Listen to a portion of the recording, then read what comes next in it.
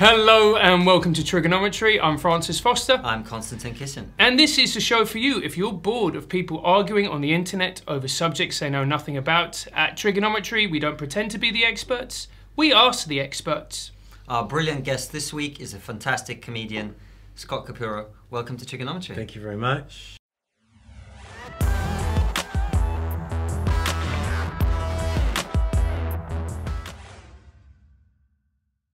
And the first question we always ask people is, how did you get to where you are today? You've been a comedian for a long time.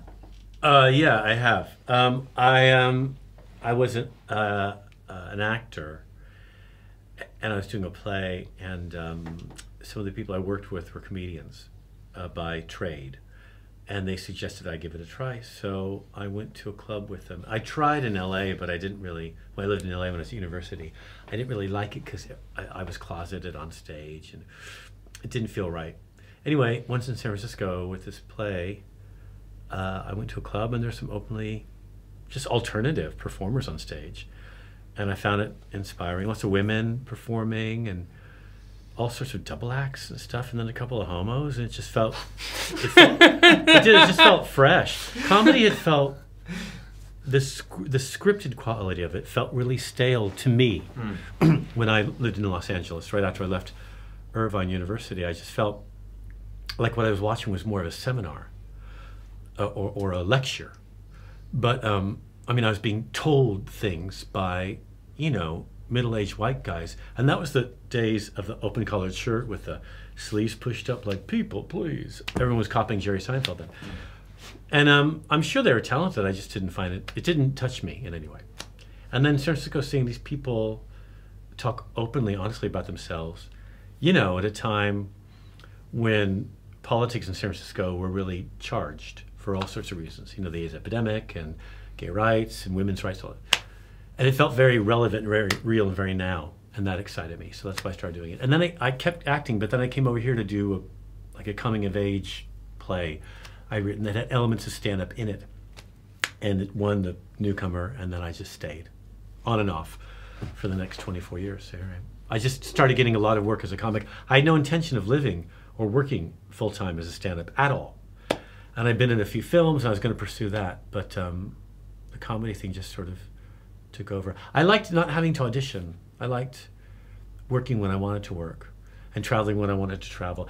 And when you're young and you start comedy and they're tossing you from festival to festival, it feels exciting because you're meeting new people every couple of months and you're going to countries you could have never even thought of going to before, especially as a work assignment, because that's exciting because you're meeting people that live and work there. So I traveled before that, but that kind of traveling was more interesting to me. And you feel as though you take part wherever you are. You're not just taking something as a tourist, you're actually adding as a comic in South Africa or Australia or New Zealand or Hong Kong, or all those places are so glamorous. But I probably would have never got off my couch and planned to go there if I hadn't been sent there for work.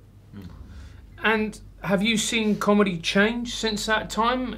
Or have you seen it regress in some ways or adapt or? You know, I mean, I think from what I can see in terms, because I mostly close shows, so I see, you know, the ends of shows. I don't really, unless I'm working clubs out of town. I've seen a lot of actually new comics recently. I've been really inspired by the storytelling and the narrative aspect, which I thought had been kind of lost for a while. Because I play places like, you know, I play mainstream clubs now, well, mainstream to me, but maybe they're still alternative in a way. They're not working men's clubs, but there's an expectation for someone closing a show like that, or even on the bill, that you have to be kind of joke driven, and it's got to be bam, bam, bam, bam, bam. You don't want to slow down, or the temptation is to perform for the staff if you work there a lot, because the bar staff get bored, and they're like, "Are you going to do that Grenfell Tower material?" And you know, and then you do it, and then you never get the audience. You never get the audience back, and then you leave. You know, you leave stage 5 minutes early. You go to get paid, and the guy who owns the club's like, "I can't pay you. You didn't do your time." What I did, he said, "You know, you're not working for the bar staff. You're working for me. So don't take suggestions from them next time." That didn't happen to me, but it happened to a friend, and it was a good story for me to hear. But I do sort of, you know, I've been booking a lot of solo shows on the road, not just to prepare for Edinburgh, but also because I want the stage time, because I want the chance to open up to an audience and see where they're at and what's going on locally, and not just rush through. It's not rush, but it does become a bit rote, because the audience wants jokes. I mean, I was at the Comedia this weekend, and it's a great club, and I mean, it's fine. But the late show on Saturday can be a bit circumspect. It's a much lesser price, so it usually gets a room apparently of drunken students, which I was looking forward to, actually, because I do a lot of universities in the U.S., and despite what I hear from other headliners, I like university campuses. I think they're exciting. I think these kids are really politically driven. I think they know a lot about what's going on around them. I think the social media online has really engaged them. They feel a part of the world around them. Now, when I went to university, we all felt like we were in a bubble a little bit. We wanted that, actually. We wanted, to party and take drugs and not really be involved with what was going on out there. But now I think young people between the ages of 28 or 18 and 25 are really want to be a part of. I mean, the politics going on in the U.S. right now show that, and here. So anyway, I enjoy it, and I looked forward to it Saturday. The shows have been great going up to that. The other comics weren't really talking to me very much, and I thought I'd made people angry. This happens sometimes when I just think, does she fucking hate me? Because I'm in a green room with some female comic I've never before. I'm engaging her, asking her so many questions about herself, and my husband has to do this to get me to stop talking, because I haven't realized that she hasn't asked me one question about myself yet. Because what does she give a shit? She's 23, I'm 55, I'm her dad's age or older, and she doesn't care anything about who I am or what I'm doing. And I just think comics are meant to be chatting. Anyway, so I'd spent a whole weekend not talking to anyone backstage, and then but the shows have been going well, and I went out late show Saturday, and I did a bunch of new stuff about Thai boys, and I lost them. In the first 4 minutes, I lost them talking about Thai boys stuffed in a cave. And I thought it was okay now, because they're fine. But I said something about, you can understand why the family's upset when that happens, because it's like losing a sewing machine. All right, so for anyone who missed the story, some Thai young footballers got stuck in a cave. Yeah, anyway, the Thai some boys people were in a missed cave. the story. Yeah, Really. the Thai boys were in a cave. And in case you were in a cave, the Thai boys were in a cave. You're right. So but the audience obviously knew what I was talking about, right? And I said some other jokes about Thai boys. Anyway, some guy just took me on. He's grooming me on Twitter right now. He's stalking me on Twitter. Really? Yeah, currently. And I don't mind. People can say, you know what I mean? It's like, I dealt with him, but he poisoned the room. Or our interaction did. So I was quite harsh with him. So just to clarify, so what actually happened? You started... I was closing the show. There were 2 comics on. I walked out to close it. It was late, around midnight. Yeah. And the expectation is, it's 70, instead of 250, like they usually pack them in the Comedia. Yeah. There were 70 people in there. And I said, wow, this is nice. It's intimate. The previous show, they packed them in like Thai boys in the cave. And I said, I mean, the people I felt bad for was their clients. They'd flown 5,000 miles. Our producer is trying not to laugh and looking down at his feet right now. And their clients being so horny. Anyway, so you got to get the little ones working. Anyway, they're all fine, and now everyone's eating again. The point is, I said that, and the crowd went a bit quiet. And there are 2 people from, this is what I mean, there were 2 people from Hong Kong in the front row. And they've been identified as being from Hong Kong. There were a couple. And I started talking about, I've been heckled recently by someone from China. Maybe you know him. Now, from the audience in fucking cunting middle-class Brighton, all those ethnic conservatives with no minority friends of their own. Have you been to Brighton lately? It's very, very white. And by the way, the G from LGBT has been removed, because gay men are men. So they've taken the G out. I'm just telling you, it's no longer a wild card I can play, especially with gay and lesbian and transgender audiences. They're the worst. But middle-class people in Brighton have heard the word that we're no longer alternative. So I'm playing to a room full of people that think I'm like them, right? Yeah. So they start to turn and say, no, when I brought that Chinese, no. And the Chinese people are fucking lying. She was a bit grouchy, arms crossed, but they were fine. Yeah. They didn't need anyone to defend them. But between that and this cunt with who, by the way, after he heckled me, more jokes, and I slammed him 5 times in a row, he passed out. So when the security, was that the force of the put downs or the alcohol? Whatever. When the security finally came over to tap his arm, they woke him up. So I said, I'd hoped they'd chucked you. I'd hoped you were fucking dead, you cunt. And it was that tone of the room that I had to now complete the show. It was 12:15 by then, and they're really, really hammered. And I've got to not just close the show, but close the show because the host had left and said, can you finish off the show? And I thought, well, since we're finishing, let's just finish now. So I closed it in about 18 minutes of my set. I told the audience, this is what you get when you behave that way. You get this show. Next time, go to a club thinking I might want to laugh. Because I said, if you go to a comedy club, by nature, you're a cunt. The comics think that, by the way, because you can't amuse yourself. But if you then go and you're offended, you should blow off your own pumpkin head at sunrise because things are only going to get worse for you tomorrow. Good night. So I fucking had it. I was tired. It was hot. I know. But, you know, if you don't scream no at the comic, don't yell no. It's not about your boundaries. No one knows you. No one gives a shit what offends you. You're over there, I'm over here. The lights are pointed this way, I have the mic and the mic stand. If you don't like it, do what two people actually did. Get up, angrily scream at me, grab your jackets, and walk out. Angrily scream at me? What have I possibly said that would elicit that sort of response? Nothing. I wish I had. I felt I wasn't rough enough on them. I kind of felt bad leaving early. I should have stayed up there and done the Grenfell Tower material. I just fucking watched them just one by one walk out. But I just, you know, at this point now, I don't see the point in fighting that battle. I also don't want to turn people away from that club. The comedian's trying to, you know, is probably like every other comedy club in the country struggling to keep people in. I mean, from what I can tell, they're doing well. I think it's a great club. A lot of people do. A lot of comics think it's the best club in the country. I think it's wonderful. You know, you get to go to Brighton, you have a nice weekend. They put you up. They're really generous. Yeah. It's a great gig. I wanted it to go. I was really thrilled because I got there on Friday night and the comics were complaining about the crowd. I thought that we had a 9 Welsh stag party in. I love a good stag party. I think they're fantastic. There's a way to play a stag party. Hen parties are they can be touchy. Because with stags, you can fuck with the stag, you know, make fun of him, and the guys love it. Yeah, oh yeah, that's what and they'll join in, that's what they want. Yeah. That's why they're there. With hens, you can't make fun of the bride. You can't call her fat or stupid, because you do that, the hen's all getting up on you, right? Yeah. But especially with this voice. Or really any male harassing a woman, people don't want to see it. And that's fine. But this stag guy was Welsh. I've got a little bit Welsh material. I did it all, and then I knew his name, so I kept calling back to it. Yeah. And they loved it. Yeah. So oddly, on Sunday when I was leaving, one of the comics on the bill I ran into at the train station. He was really nice to me, and I think he's just been distracted all weekend. He's a great guy. He's a really good comic, actually. And he took me to breakfast, and I thought, why is he being nice to me now? Oh, it's because I failed last night. He said he'd left the building. That's why I didn't say goodnight. But as I'm describing the late show, he said, "Yeah, I saw it." I'm like, "So you were there?" I think he was waiting for me to lie about it, like most comics would. Yeah. But I don't.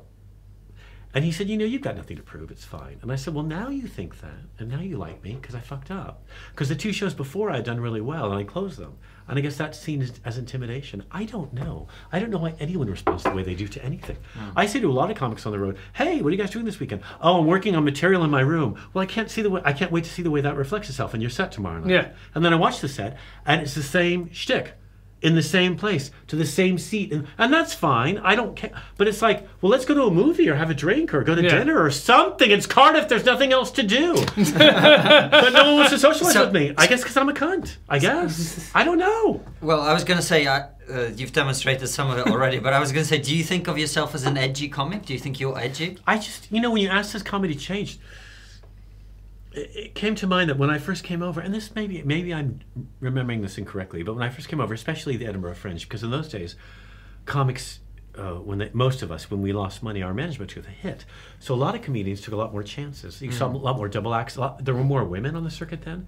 Really? Oh yeah, yeah, definitely. Really? Yeah. I mean, young women now is good because of the what's happened over the last few years has really pushed young women up. Yeah. But there was like 10 or 12 years there were almost no women on the circuit. And when I first came over, there were absolutely no openly gay comics on the circuit. When was this, Scott? This was 94, 95. Julian was too famous to do the circuit by then, way too famous. And that weird thing had just happened on TV for him anyway. He wouldn't have gone back on the circuit. And there was nobody else. I'm not saying there weren't gay people. I mean openly ones. Yeah. There's no one talking about it on stage, which was a benefit to me. I don't understand why some comics complain about their gender now or their ethnicity as being a problem. It never is. It sets you apart. It's always a good thing to be different. At least it was. There were a lot of different people then. I mean, a lot of the larger clubs needed to sell because the competition kicked up in the late 90s, early 2000s. And so the shows became less of a rocking boat is the only way I can describe it. It became less... it became more consistent in the performance you saw. There wasn't, I wouldn't say that chances weren't being taken, because comedy's always a risk. It's not an easy way to make a living for anybody. But I think what I did see was a lot more of a steady sail in every show I was performing in. And the expectations on, at least I think on me, at least my management told me this, was that I'd be as consistent as possible. And to me, I felt as though I had to hit a hit every time. Now, my husband works in the comedy club, so I know from him, from his experiences with the owner, who stands behind the bar with him and watches a lot of comedy, it doesn't matter who you are. If that club owner does not hear a laugh consistently every 15 seconds, you're not going to get invited back. You just won't. And do you think people have become more sensitive over your time in this country? That might have happened because of social media and constant influx. But that's not necessarily a bad thing. Oh, I'm not saying it is. No, but do you think it has changed? Maybe, but you can prick at their sensibilities a bit more. I think also comics have gotten older, and their financial responsibilities have become greater. They have kids now, they've got mortgages, and they're less, I think, willing to take risks on comedy stages. And maybe they never did. Maybe that was never part of who they were. But certainly they're not going to do it now. And I think young people choose comedy now as a like the way people choose law or medicine. Like I described, used to fall into it. You never thought you never chose it. It just sort of happened to you for a lot of people. People lived on boats or on the beach or slept on couches. They didn't really, But now young people choose it. And I think the exposure on TV and whatever, they see, they're myopic about their career path. They want something specific and certain. They want to be on BBC One on Saturday nights, or they want to have a panel show, or they want to be a compere. And to do that, when their management, certain management companies kind of encompass them. They take them to their shows, and they watch them closely, and they shape them, they form them. And that seems to me to be sort of a different strategy than what I was accustomed to when I first started.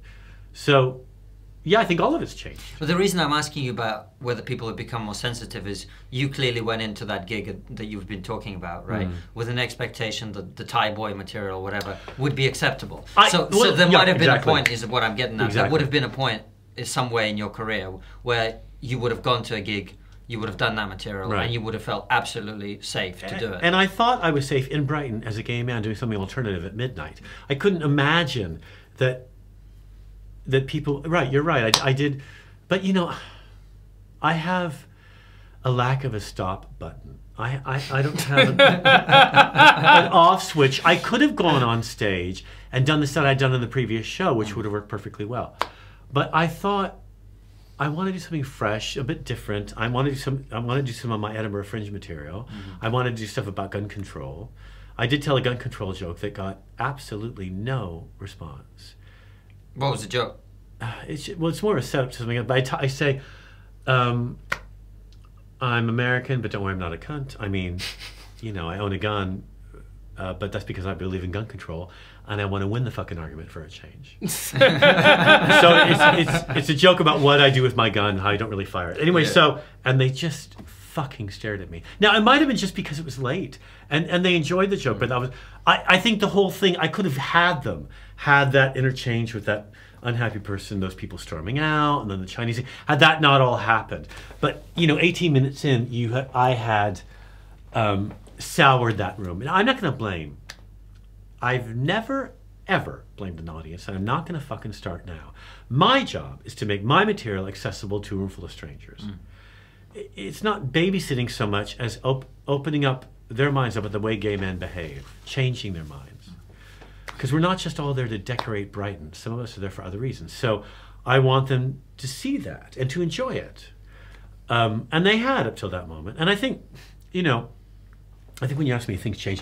I think you're asking me, have audiences' sensitivities become more tender? And about certain things, they have.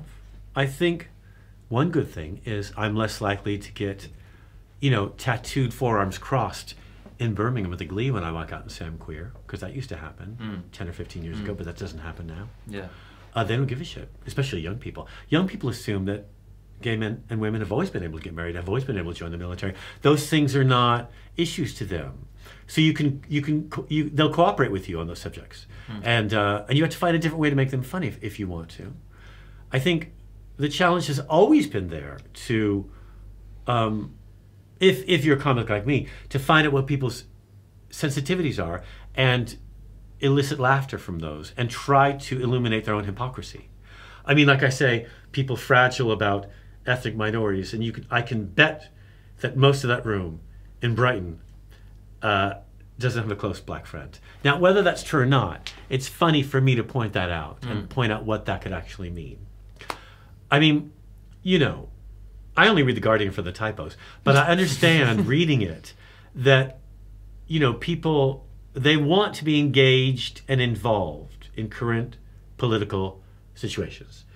So I don't see how I can stand on a stage in front of strangers for 25 minutes and not give them the chance to be engaged with what I think about the political situation right now. And at that, you know when it's funny, I did a show in North London recently, and there was an American couple in the front row from the South, but they were posh Americans. They spoke well, and they owned guns, and they'd voted for Trump. And they were not shy about telling us those things, although they knew at first to not tell me. They knew enough. They'd been here long enough as tourists, but then they decided to tell me. And that was a room full of left-leaning Jews and these two people, and they were about my age, and they were white, and I know how to talk to these people. The room, the British got tenser and fucking tenser, because what I was doing was making fun of them to their face, but they weren't getting it. I was performing to them for the rest of the room, and I was complimenting them. I was flirting with them to make them think, not that I agree with them, but what they were saying was okay. And the rest of the room was completely horrified with what they were saying, right? But it was making them tenser and tenser, and I couldn't tell what they were angry about. But if you're not on the edge of your seat in a comedy show, I don't know why the fuck you're there. Are you there to have a mirror held up to you to show you how great you are? Because that's why I don't perform in gay and lesbian clubs, because that's what they want. And I'd rather chew on ground glass than perform at a club in South London and wave my fist around and say how great gay people are. I don't give a shit about that. If you want that, then hire a fucking tranny or a diva or a drag queen. Hire those people, because that's what they'll do for you. But that's not what I do. If you want that, get a juggler, go to a children's party. But you're in a comedy club in 2018, and my president has just tried to have a coup in your country. He's just tried to dismantle your governmental structure in 3 days, and he almost did it. That's how weak your political system is right now. Does any of this mean anything to you? So while I'm talking to them about Trump, you know, I'm talking about your prime minister and the political situation here and stuff, and they were laughing about it, about how casual all is. Oh yeah, people here should buy guns. They should. We've been on the tubes too, and the audience, you know, it was hilarious. What a gold mine. What a chance for them. You know, I try to take advantage of that. But don't you think that there is? I've seen it more and more, and I gig quite a lot to younger people, and I see it. And now that I'm 36, I see it in people in their mid-20s or early 20s. Certain words, they tense up and the shutters come down. I used to do this bit about my mum supporting Trump and how she's a disabled Latin American woman. And I'm just like, you know, you like him, but he don't fucking like you. And then and then a bit about how right and left used to need to come together. That bit used to kill. I can't do that bit anymore. The moment I say the word Trump, everybody holds bang. Well, he's a bit of a downer, he is, I have to say. It's hard with him because, you know, he's on the front page of every newspaper. He's the most famous person in the world. I think people are afraid he's going to win in 2020. He probably will. Yeah. And I think people they're sick of it. It might have been that response. Oh, but I know what you mean about young people. They do claim, although I think it's all hype, to have trigger words. And they do claim that, you know, they want safe space and all that. But if in the first few minutes of your act, like, one technique I try to master, although I'm not good at it yet, I'm trying to get it for Edinburgh, is to dispel all of that in the first 5 minutes so that we can kind of move on. If you can let them know that what a safe space actually is and what feminism actually is, because some of them are too stupid to know what it means.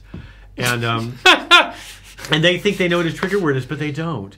So if you can tell them what democracy actually is and what it would look like if they were actually practicing it and how miserable they'd be, then if you can get that all out of the way, then they might cooperate. I'm worried about Edinburgh. I have to be honest with you, I am. Why? Because I'm fucking dreading it already. Because, I mean, I love the Fringe. It's kind of, it shaped me as a comic in the first few years I was here.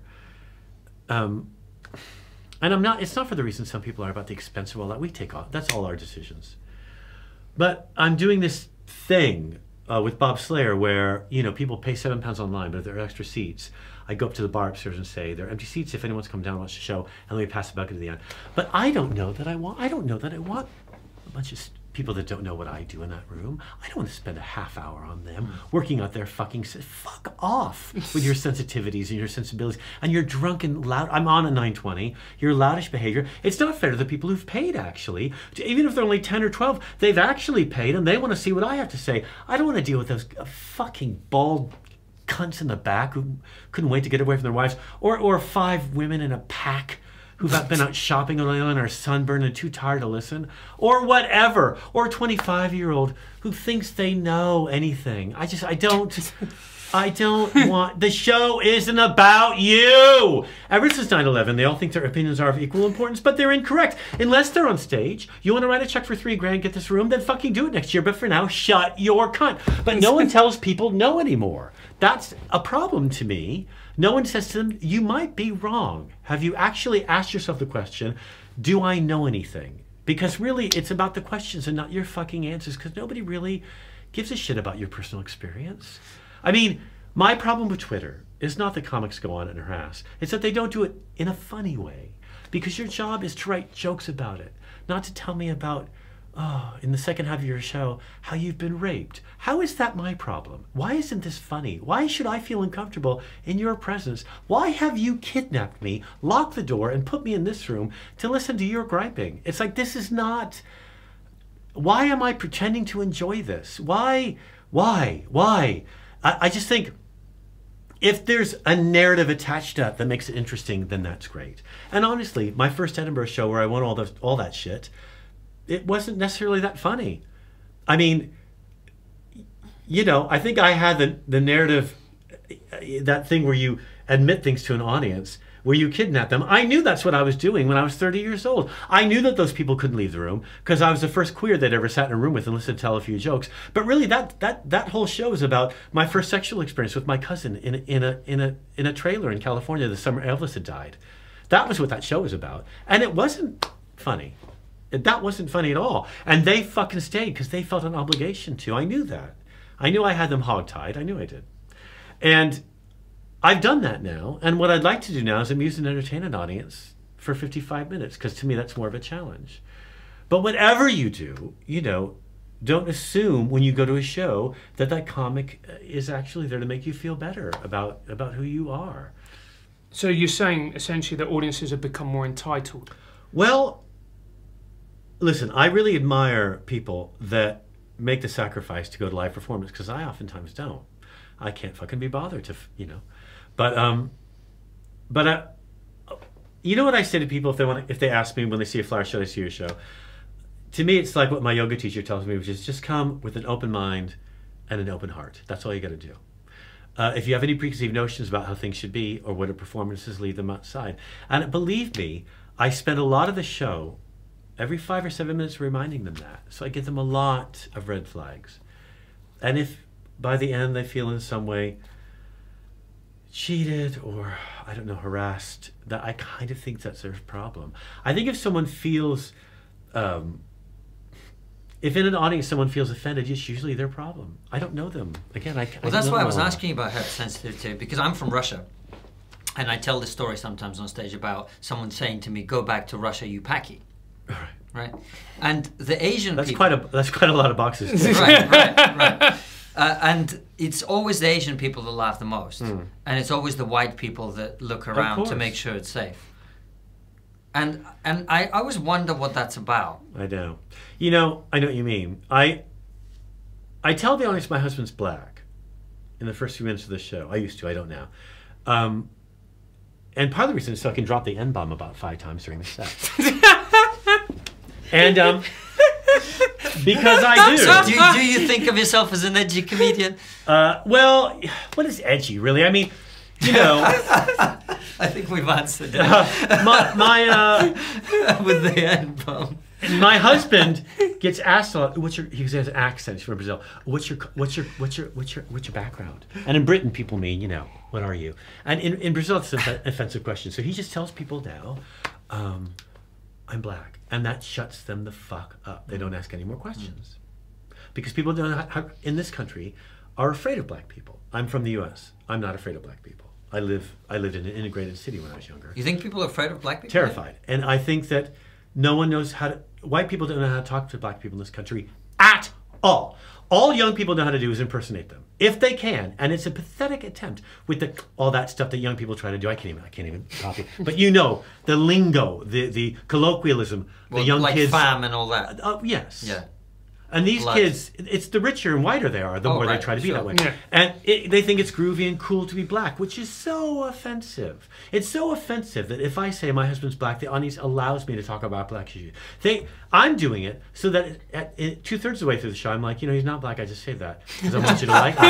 And so... Well, after you've dropped in. Right. Oh, that's beautiful. I mean, and they can't embrace the idea that they... You know, at some clubs in this country, the compare... You'll be in a room full of 300 people. There'll be a mixed race couple in the front row. He or she will talk to the white person, the white people. Skip the black person. I've seen it happen so many times. So the first thing I do on stage is say, how you doing to the black guy? Because he's probably offended that no one's talking to him and wonders why, you know? So, anyway. So you think people in Britain are scared of black people, white people in Britain? Yeah, a little bit. You ever noticed it? That's incredible. I never. Well, they're criminalized in every way. But I mean, how many? It was the opposite. I thought it was in America where race relations were worse. That's what I. You believe the hype? That's what I was told. You're from Russia. You know better. You know the way they talk about people from Moscow in this country. Like you're all fucking criminals and drug dealers. Yeah, and that's you're all because rich. we are. And, well, that's why you can afford to live here. Yeah, exactly. But no, of course, the black people are represented in I think in a much more healthy way in the U.S. I mean, and of course there are problems, but we had a black president anyway. So, you know, when black people are seen in positions of power in this country, as randomly as it happens, they're either treated like they're lucky, or they're ignored, or they're belittled, like that female MP who's made some mistakes, but she's treated like she's like it's her fault the Labour Party are fucked up. Well, Diane Abbott. Yeah, like it falls in her lap because she had I guess a diabetic overthrow on the radio a couple of times and lost her mind for figures. I don't know what her excuse was, but you know, she made a couple of mistakes. Jesus, Nigel Farage. Anyway, so you know, anyway, so yes, they're so when you're playing a comedy club in New York or Seattle or LA or Chicago, if you're on stage, you better talk to the ethnic people in the room. You better be able to tell the difference between a Nicaraguan accent and a Honduran accent and a Mandarin Chinese, someone who speaks Mandarin Chinese, as opposed to someone from Hong Kong. You've got to do the accents correctly, and you've got to refer to them, or else they'll come up to you after the show and say, "Why didn't you talk about me? I'm offended you left me out." Really? Yeah, it's a different. Does that really happen? Of course, it's happened to me in New York. It's amazing because in the UK, my experience would be that if you did an accent, you would instantly be treated as But racist. not if it's the accent of not the ethnic people you're satirizing. They like it. They do, right? But the white people don't. Of course but you know they've got to lighten up.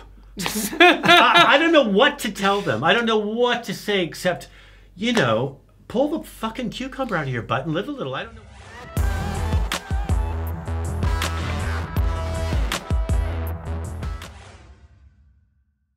You mentioned politics. You don't do political material so much in your set, at least from what I've seen. I do, depending on the show. There's a political improv show at the store that we do that's really politically motivated.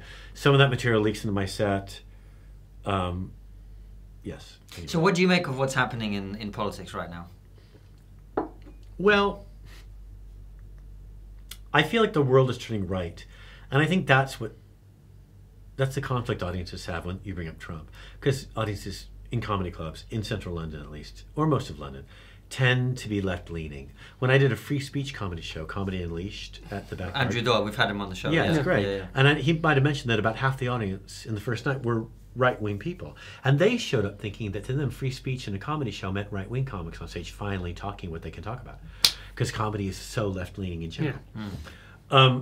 So I feel like if you talk about politics in a comedy show in London or Edinburgh or Birmingham or, you know, in urban areas, it might be a good idea to gauge where the audience is at. But I had to, I mean, between the three of us and these three cameras and that hot guy sitting in Indian style, between all of us, I don't, and I mean this in every respectful way, I don't give a shit what their politics are. I don't care. They're not my friends. The show's about me. Hashtag me. Not me too, just me. And if they want to disagree or get upset, well, good for them. It's hard to react to anything now because everything's on an iPad. No one cares. So if you're in the room with me and you want to share your thoughts, that's fine. Your feelings, not so partial about. They're transient, right? And I'm not dealing with your feelings. Again, I don't know you. This isn't a therapy session. We're not going to break up into discussion groups and talk about your abandonment, low self-esteem, and your ego problems. I don't give a shit. But if you disagree with something I'm saying on stage while I'm saying it, not 5 minutes later, and you want to talk, I'd suggest you raise your hand. But if you want to yell something out, then let's get into it. That's why writing a show takes so long for me, because every political idea I express, I research. I've got to have a backup for it. I have made the mistake in the past of saying things flippantly on stage I didn't have a backup for. And it's always those moments when you get caught by an audience member smarter than you, and you know, you've got to have a joke about it. I mean, I think that you ask about the political situation. I think the only place that we can deal with it now is on a comedy stage, because it's the only place that people can allow someone the breadth or the girth to bring up these wide subjects and sort of lighten them a bit. Pull the plug on them, let some of the air out. Open a window so it's not so stuffy in here. And actually discuss people's hypocrisy in a way that's lighthearted. The thing is, people ask me, I've done a few interviews for The Fringe, and they're like, do you hunt down offensive material in this offensive economy? I don't ever look for what I think is offensive. I look at things I find are funny, like the Cave Boys or whatever. I find that shit hilarious. So if I find guns funny, if I find shooting teenagers in some way funny, because I mean, have you talked to an adolescent? So if I find some of that, then it's my job, to find out. And if people, how can you make fun of a high school shooting? I'm like, how can't you? What other option, frankly, is there? I know this sounds grand and very kumbaya, but what other option is there to survive any of this other than to laugh at it? Because really, the amount of control any of us have over our destiny is so clearly not in our hands. I think that's what upsets people, is they realize the British Petroleum owns the world, not us. So it doesn't obviously clearly matter who you vote for. Because Theresa May, that vote of last summer didn't affect any of the outcome. Theresa May is doing exactly what she wants to do. I suspect that she brought Trump over knowing what he'd say, so that people turned against Brexit even more. The more he supports it, the less the British public like it. Whatever her journey is with Brexit, she may be playing all of us. No, voters might as well take their votes, their ballots, and flush them down the toilet for all the difference they've made over the last 5 years in the country, and in the US as well. I mean, when Brexit happened, I knew Trump would win. I know that those elections are fixed. I know they are. And the gerrymandering by the senators fixes them anyway. So it doesn't matter how you vote in California. They don't even come to California, the presidential nominees, to do campaigns anymore, because they know that California, the largest state in the union, with 1/10 the population of the US, it doesn't matter. It doesn't matter how we vote. And what do you think of Trump? And especially, I would like to explore as a comedian, because as a comedian watching political comics and inverted commas talk about Trump's, he's orange, he's a dick, he's got small hands. I'm like, really? This is the best that you can do as a professional comedian with your comedic talents? I mean, I thought about voting for him because he's against gay marriage. No, the only way out. No, I talk about. Wait, is he against gay marriage? Yeah, because I hear people saying he's like the most pro-gay president America's ever had. Well, this kind of thing. I imagine you find that funny. He's seating the Supreme Court with judges who don't feel that way, so it may fall into their manicured hands whether or not gays are able to get married in a couple of years. So whatever he says. You have to follow Trump's actions, not what he says, because he says a lot of bullshit from one day to the next. So I look at what he does, and it's really about the judicial appointments in the U.S. more than anything that's the most frightening. But I think he's a stand-up comic, and I think he's a performer. I think he's a populist. I think he does a lot of what comics do. Is he disrupts people, and he creates chaos, and he wants complete control. And I think that he doesn't feel any loyalty. And his ambitions are limitless. And I think that he's a media and corporate mogul from New York. He's a property developer from Manhattan, so he's a gangster. So he has no loyalty to anyone, including his children. Anyone. You've seen him almost turn his kids out a couple of times. So, and his son-in-law is one of the thickest piles of pig shit I have ever seen put in front of a camera, and he likes that because that's his spokesmodel internationally. He sends that kid everywhere, so he doesn't have to go. And I think he's a bit of a genius. Really? Well, don't you think that? He's manipulating the world right now. I mean, if he's not smart, how fucking thick are we? He came over here and almost completely disrupted the entire political structure of this country within a matter of hours. That interview he gave the Daily Mail, and then he got home and said about Putin saying, I meant wouldn't, not would. And he has 90% approval ratings in the Republican Party. That's the highest of almost any president in the history of the U.S. 90%. He's doing something right. I don't know. For me to say that he's stupid seems weird because is he? Or is he just a genius at manipulating the media? And he knew that, like he said, if you ran for Republican, they believe anything because the party's too stupid. He's got them in the grip of his tiny hands. I don't know, but you're right. What I wouldn't do is talk about how stupid or orange he is, because that's not the point. That's not the issue. What I'd rather not do is dismantle his character. It's really his policies I try to go after. Because you said that what he was doing in America was terrifying. Would you just expand upon that? He wants to expel people who aren't white. He wants to cleanse the U.S. When he said, you know that, what is it, cleaning the pond? What is it? Drain the swamp. You know that where he got that quote from? No. That's Mussolini. So when he borrowed that quote from Mussolini, he was speaking to not white people in California. He was speaking to the same people that elected Reagan. When Reagan said, when he was nominated for the office the first time by his party, he was in Alabama, and he said, or Mississippi, I'm putting my feet in the Mississippi mud, letting you know I'm with you. And took his shoes off and put his feet in the mud. And what that meant to Southerners was he hates black people. It's a coded term that meant a lot to a part of his party that he wanted to be loyal to him. I mean, Reagan was famously a race baiter, and I think Trump is too. But hold on, Drain the Swamp is about Washington, it's not about the country. Sure it is. If you're a neo-fascist living in the U.S., or you're right of Mussolini in the Republican Party, you know exactly what he means. You know that when Gore Vidal called D.C. a swamp in 2 of his books, people accused him of being racist because he mentioned the swamps of Africa. Trump is preying on people's minds. He's creating imagery in their minds that means something to them that it doesn't mean to you because you're not from there. But in America, if you're from Arkansas, the swamp means black people running with chains on their ankles away from prison with dogs chasing them. It brings up imagery in their minds of all sorts of things that don't make sense to you.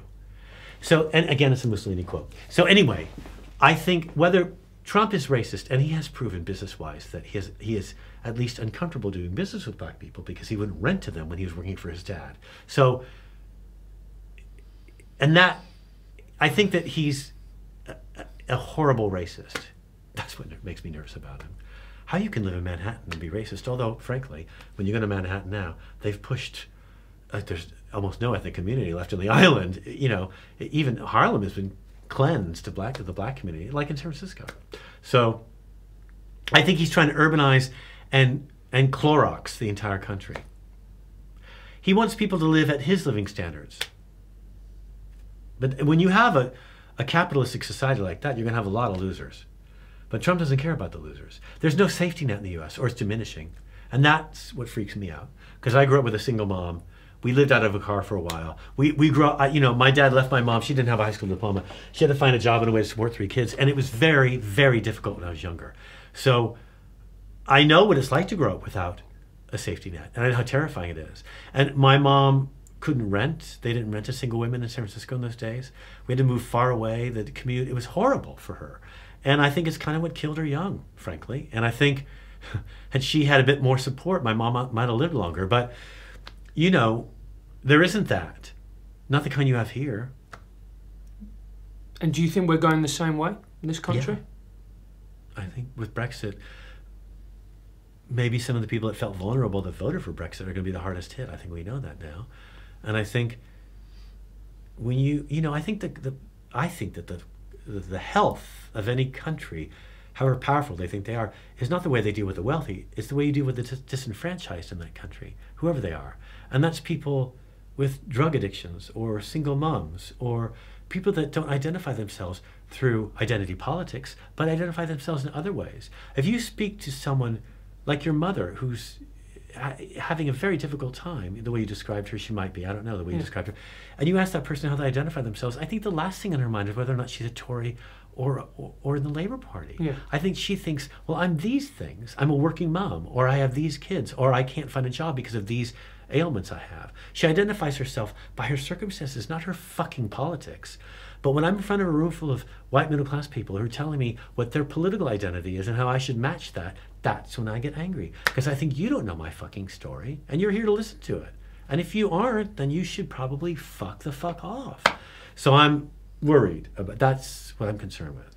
That Trump and Brexit are making people build fortresses around themselves. And either you're allowed in, or you're not. And you're either on our side or you're against it. That famous Trump Bush quote that he said when he bombed the Middle East in the early 2000s in response to the bombings in New York. He told Europe, you're either on our side or you're not. And that was a real threat. And I think that people now feel that way. I think there's less discourse. Frankly, I think, a conservative audience politically can be funner to perform in front of. When I've done conferences, the Greens were good because they know how ridiculous they are. When you do a Labour Party conference, it's really... I got to tell you, the worst gig you can ever say yes to is the Hayes thing, that HAYS, that fucking Guardian-sponsored fucking... I did it. Like 300 people in bleacher seating fucking staring at me. I'm not kidding you. I was chasing them around the stage trying to find what they would joke about, what they found comfortable. Nothing. I found nothing. It was, and then I come back and some of the guys from Comedy Store said, "You did that gig?" I said, "You should never. That's the worst one." Yeah. I said, "Well, I wanted to go to that area. I thought it would be pretty." And I read the Guardian, and they're like, "No, it's impossible. You can't." And did you think those people are just sanctimonious and too serious and they care too much about? Is that what it is? Maybe. Because there is a section of the left, isn't there, that's gone a little bit apeshit right now. It feels a little bit. Yeah. I was trying to put it gently. There's no discourse. Yeah. There's no. If I say to them, you might. I mean, God, I got into the store when we were talking about some of this U-Tree stuff, and I said, some of the allegations are obviously incorrect, and someone who has 3 children told me, "Isn't one enough? Isn't one enough?" And I said, "You mean one enough to destroy all the careers it's destroying? One enough to now the BBC has to pay that guy $600,000 because they flew a helicopter over his house and they were wrong?" I said, "I think it's insulting to people who've actually been abused or harassed. That's your stance. Because you're saying that it's all the same. And if you ask a victim, it's not the same. They want to hear their story, have their story heard." I talk him off the ledge for like 7 minutes because we were doing a show together. And I don't think I got him. I think he still thinks I'm a cunt. I think he thinks I'm some kitty diddling fucking retard that I just don't get. I don't get it. I don't know. Whereas two Tories friends of mine came and saw my Edinburgh preview last Thursday. I went for drinks after. What'd you think of that? It was fun. I did an hour and 10 minutes just at them, and some people, it was fine. I had 3 kids from Sri Lanka. Thank God, from Sri Lanka in the 4th row. They were glorious. They were young Muslim kids, and well, there were 4, but one of them was living in London, a student here. I'm like, what are you guys doing here at my preview? We want to see a comedy show. And they were great. But some of the, other people, white Londoners, were not. I got a lot of tics, like, Yeah. Yeah. Ooh. And I asked the kid, was he a virgin? And the white people, and I said, and he said, no, I fucked somebody. I said, did you? And he said, not my girlfriend, though. I cheated on her. 10 minutes later, we're talking about, well, I didn't really fuck her. I fingered her. I couldn't really stick it in. I'm not ready for that. But, and I'm on stage thinking, gold dust, Yeah. Making all the, like this. But, but my Tory friends, and their stance on Brexit's hilarious because they're from a very wealthy part of Britain. The Chiltern line, I'll just tell you that. Yeah. And their line, you know why they like their railroad better? Because it's run by Germans, which they prefer. That's what she told me, which I thought was hilarious. So they, they didn't take any of it personally. Yeah. None of it. There's a lot of evidence actually that conservatives are better able to understand other points of view as opposed That's to why they're in Westerners. power right now. Yeah. I mean, that guy you have running that party, that fucking idiot. Corbyn. How he's not taking advantage of all of this yet. Oh, fucking. You're not a fan of Corbyn? Well, I don't support Hamas, so no. But he does. I don't support Hamas. I support the existence of Israel, and I support Palestine. Yeah. But I don't support Hamas. As a political body ruling Palestine, I think it's probably a bad idea. Yeah. I don't support the government of Israel either. But if you go to Tel Aviv, it's a lovely place, and you feel very safe. As a gay man, I don't feel harassed in any way.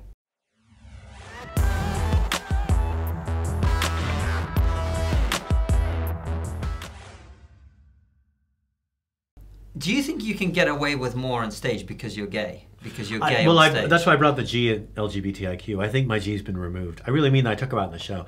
I don't think I can anymore. Because I saw you do a bit at Comedy Unleashed, this free speech comedy night about Me Too. Yeah. Right? I don't see a straight man That's getting in the away show. with that. It's actually me 3. It was my 3 fingers Right. up a tranny's hole. Hashtag me 3. So yes, these were raped.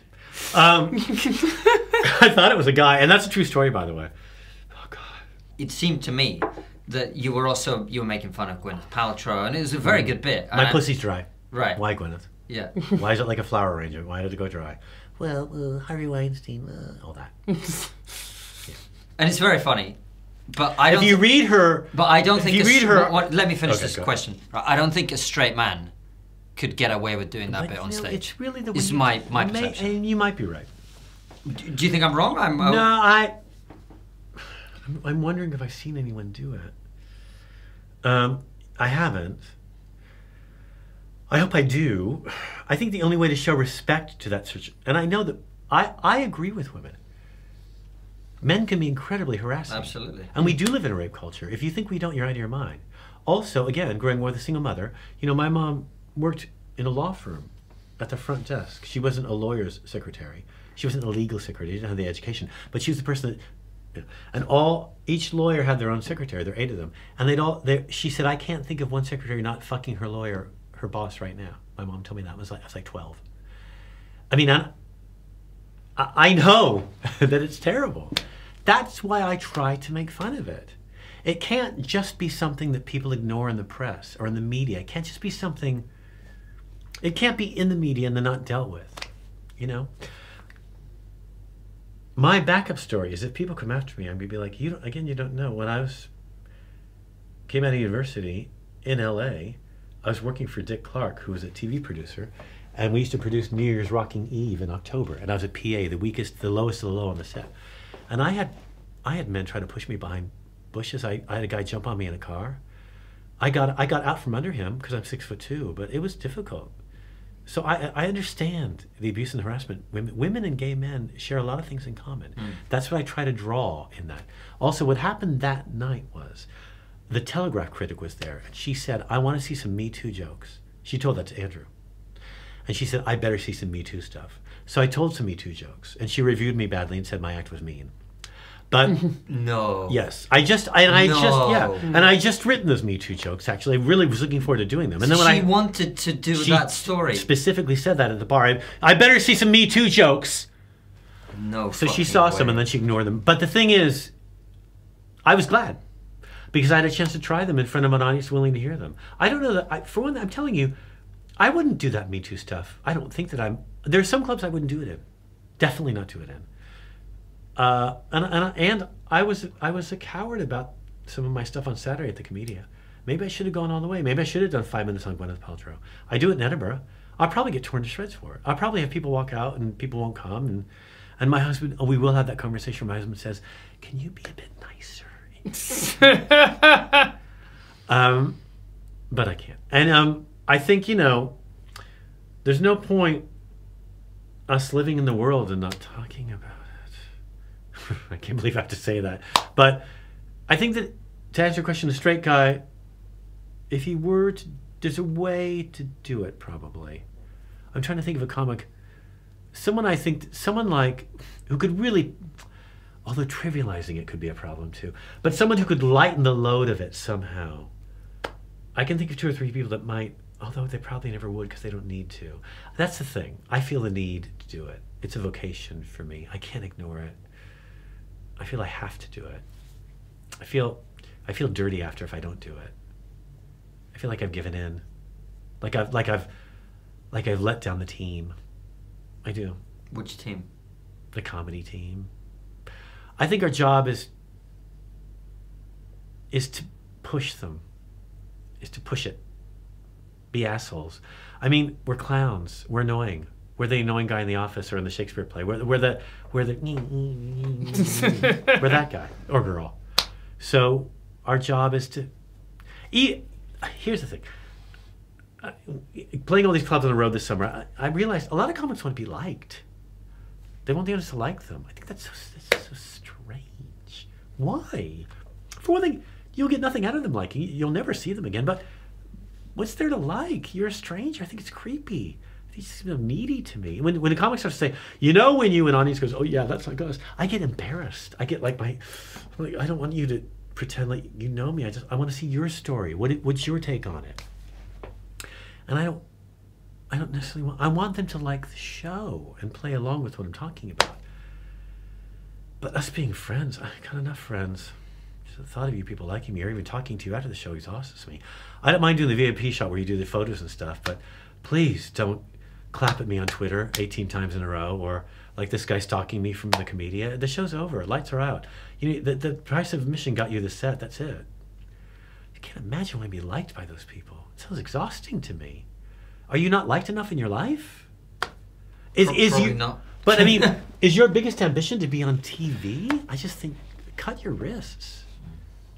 I mean, TV's great. It sells tickets. Good for you. I'm not saying it's a bad thing, but I'm saying if you want to be liked or nice so that people will hire you to be on TV, I just think you've got a missing cog up there somewhere where you've forgotten along the way somehow that there's an art to what we're doing, and it's important what we do, and it's not about poo jokes or your mom. It's about again. Do you have an onion in your hand and you strip back layer after layer until they see the nexus, the nucleus of something. I don't know how people memorize their material. I can't figure out what they're saying half the time. I mean, the other night at the Comedia, there was a comic session. I didn't mean to, but I just, and the security guy next to me said, "Are you okay?" I'm like, "Yeah, I didn't mean to let that noise out," but it was just what I was feeling was like, just get on with it. How do audiences sit through it? I don't know. It's why I don't go to plays, because 10 minutes in, you know what the play's about nowadays. Yeah, the new plays where it's like, oh, I see where we're going here. It's just like, I want to be changed. I want to be alerted to something I didn't know before. Or else I got a lot of shit to do. I got boxes to take. I got dry cleaning. I got stuff. So I want to bring something to the table. But I want everyone to have a chair at the table. That's what liberalism is. We all give someone a seat, whether we agree with them or not. And then we listen. And we shut our fucking mouths for a minute if we're sitting in the audience. And we listen. I think that's the most reactionary but also liberal thing you can do, is to listen to someone you don't agree with. And let them explain to you what their point of view is. Otherwise, we might as well just all wrap ourselves in Tupperware and be royals and have no experience with the real world. If you want to be those, I feel so bad for those kids and those women who've married them. If you want to live that life, because that's what that life is, you want to turn yourself off from every human experience, then you do that. But that's, I think, a psychosis. So. All right. Oh, that's a great way to end. Well, I mean, the slit your wrist line. Yeah. We could have ended it there. Yeah. That would have been interestingly appropriate, but that's also a great way to say it. That shows how your mind works. Yeah. Thanks for letting me know. I'm sorry I was late. No, it's all right. It's all right. Do you want to do the famous final question, Konstantin? Well, yes, I do. The question that we always ask people at the end is there something that we ought to be talking about that we're not talking about? We being society, not just me and Francis. Oh, right. Well, if you'd asked me a few weeks ago, I would have said kids in a cage in the U.S. because they were caging those kids. Oh, right. Sorry, I thought you said cave, and that's why. Well, that too. I thought you were coming back to that. No, but there's so much stuff about Trump, and they were ignoring this. But people talked about that quite a bit, though. Let's be honest. Eventually. But there's about a week and a half where no one was. Is that right? I was like, why is it? And then, although it's been going on for years actually, but I think now it's probably the removal, the dismantling of people's personal rights that the political system is. Your civil rights are being diminished. Which ones? Well, in the U.S., it's things like abortion and your right to free speech, because Trump is trying to dismantle the free media. But I think I think those two things are going to be a problem here soon, too. Yeah. I worry about your courts and your judicial system. I mean, I think people have become accustomed to living on breadcrumbs. I think austerity has made people... I think you should worry about the NHS. I think the NHS is Britain's greatest hour. That silly war and all that Churchill shit is bullshit. I think you should be thanking Adolf Hitler, really, instead of criticizing him on the National Geographic Channel. Because without Hitler, you wouldn't have an NHS, and that's the best thing Britain's ever produced, I think. I'd worry about that. But it doesn't seem anyone's... I mean, people say they are, but are they worried about it? There you go. Get worried about it. Unless you lived in a country with no healthcare, you don't know what it's like. Yeah. I have lived in a country with no healthcare. Yeah, it's terrible. It's absolutely terrible to watch your mother die with a stack of bills on her desk and not be able to do anything about it. So, yeah. God, that's so depressing. I know. You're supposed to be a comedian, Scott. Jesus. Yeah. For God's sake. My mother always said she was the funniest one. All right, well, if you haven't been utterly depressed by this whole episode, do subscribe. Comedy's great, though. I really think that this is, you can talk about these things in a comedy realm because it's the only place. Yeah. Well, you know what? Cutting into our final bit, but actually that's why I got into comedy. I remember watching people like George Carlin and Bill Hicks really talk about stuff. And then I started doing comedy like 3 years ago, whatever it was. And I started going to comedy clubs. And I very quickly realized that's not what comedy is anymore. But it really depends. I tried to do a little bit of that. But I just find that, like you said, the audiences have gradually been trained to, here's the treat, here's the treat, here's the treat, this is the treat, Might I suggest if you tour with an alternative comic, because it will tune the audience's ear so that by the time you come out on stage, they'll be much more open to different subject matter. That's a trick I learned early on here, because this isn't new, this limited expanse on audience. It's your job to pry them open a bit. Yeah. And there's tricks you can use, and one is, have a black female comic open for you. I mean, there are loads of good ones. Get a great female, and if she's black, that's great. Because then the audience will be like, wait, a woman? When I had a woman open for me, they would announce her name over the PA, and the audience would boo her name being announced. Because it was a girl. Wow. And then she would do great, and then they'd be like, oh, okay. Yeah. So do that. All right. And on that note... But it's your job to train them, too. It is that's part of your job.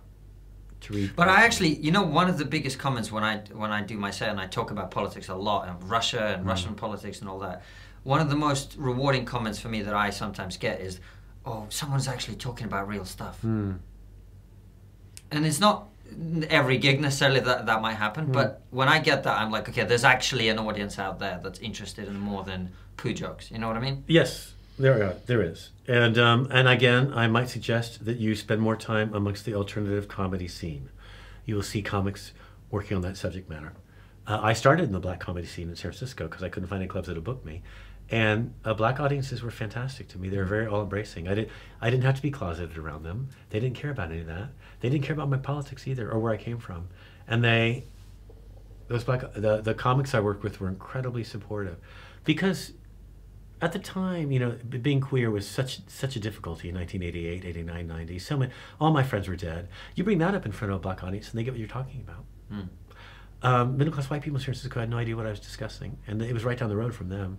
So you can probably find, I found a group that you need a bit of support too when you first start out. I know that it's hard for new comics because they want to get work.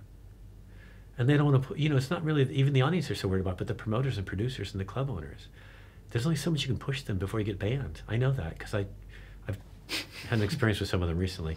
These young people that I think are fucking brilliant. Where are you playing? Oh, I've been banned from 2 clubs, and one club called my employer and stuff and alerted them about how my politics were in my comedy set and shit. I'm like, so I know you have to be, you know, you're powerless when you're new.